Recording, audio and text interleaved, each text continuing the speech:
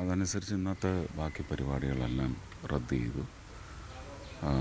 4-5 മണ്ഡലങ്ങളിലെ പരിപാടികളായിരുന്നു. അതെല്ലാം മാറ്റിവെച്ചിട്ട് ഇന്ന് സംസ്ഥാനം ആചരിക്കുന്നതിൻ്റെ ഭാഗമായിട്ട് ദുഃഖാചരണത്തിൻ്റെ ഭാഗമാണ്. ഇപ്പോൾ കാലത്ത് എയർപോർട്ടിലെത്തി മോർട്ടൽ റിമൈൻസ് എല്ലാം സ്വീകരിക്കും. ബന്ധുക്കളെയൊക്കെ അവിടെ വെച്ച് കാണാൻ പറ്റുന്നവരെ കാണും.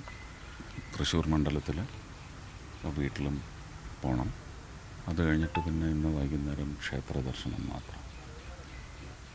നാളെ പ്ലാൻ ചെയ്ത പ്രകാരമുള്ള സ്വീകരണങ്ങളും അത് കഴിഞ്ഞ് തിരുവനന്തപുരത്തെ പരിപാടികളിലേക്ക് പോകും. ഈ മരിച്ചവരുടെ കുടുംബത്തിന് എന്തെങ്കിലും ധനസഹായം എന്തെങ്കിലും? അല്ല, അതൊക്കെ കേന്ദ്ര സർക്കാർ തീരുമാനിക്കേണ്ടതല്ലേ. ഇപ്പോൾ കേരളത്തിലെ മാത്രമല്ലല്ലോ, മറ്റ് പ്രദേശങ്ങളിലെല്ലാം കണക്കിലെടുത്ത് തീർച്ചയായിട്ടും ഉണ്ടാകും. ഇത്രയും പ്രിക്കോഷൻ അങ്ങനെ എന്തെങ്കിലും പ്രശ്നം ഉണ്ടായിരുന്നു ഇത്തരം ആളുകൾ? അല്ല, അത് നമുക്ക് പറയാനുള്ള അവകാശമില്ല. അത് അവിടുത്തെ സർക്കാർ പറയണം. അവിടുത്തെ എക്സ്റ്റീരിയർ മിനിസ്ട്രി ഈ ഫയറിൻ്റെ റീസൺ കണ്ടെത്തി അതിനകത്ത് അപാകതകളുണ്ടെങ്കിൽ അതിന് നേരെയാക്കുന്ന നടപടികളൊന്നും നമുക്കിടപെടാനൊക്കത്തില്ല. അതെല്ലാം അവിടുത്തെ സംവിധാനത്തിൽ, നമ്മുടെ സംവിധാനത്തിൽ അവരിടപെടില്ല എന്ന് പറയുന്നത് പോലെ തന്നെ. അപ്പോൾ ആ മര്യാദ നമുക്കുണ്ടാകും. അവർ കണ്ടെത്താത്ത കാര്യങ്ങൾ നമ്മളിപ്പോൾ വിളിച്ച് പറയാൻ പാടില്ല. അവർ കണ്ടെത്തി നമ്മളെ അറിയിക്കട്ടെ. അതിനുശേഷം എന്താ അവരാവശ്യപ്പെടുന്ന നടപടികൾ, അതിനകത്ത് അന്യായം നോക്കി എപ്പോഴും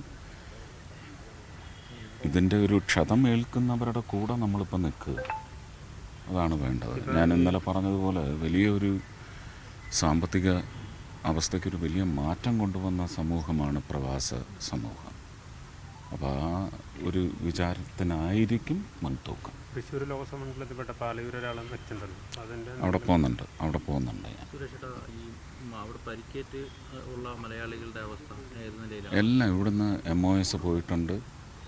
അവിടുത്തെ സർക്കാരുണ്ട്, അവർക്കാണ് ഇതിനകത്ത് ഒരു പ്രയോറിറ്റൈസ് ചെയ്ത് അവരത് പ്രവർത്തിക്കുമ്പോൾ നമുക്ക് കടന്ന് കയറി പ്രവർത്തിക്കാനുള്ള ആകെയുള്ള ഒരു ഡിപ്ലോമാറ്റിക് ടേബിളാണ്. അപ്പോൾ ആ ഡിപ്ലോമാറ്റിക് ടേബിൾ വഴി നമ്മുടെ external affairs ministry has been pressed into action.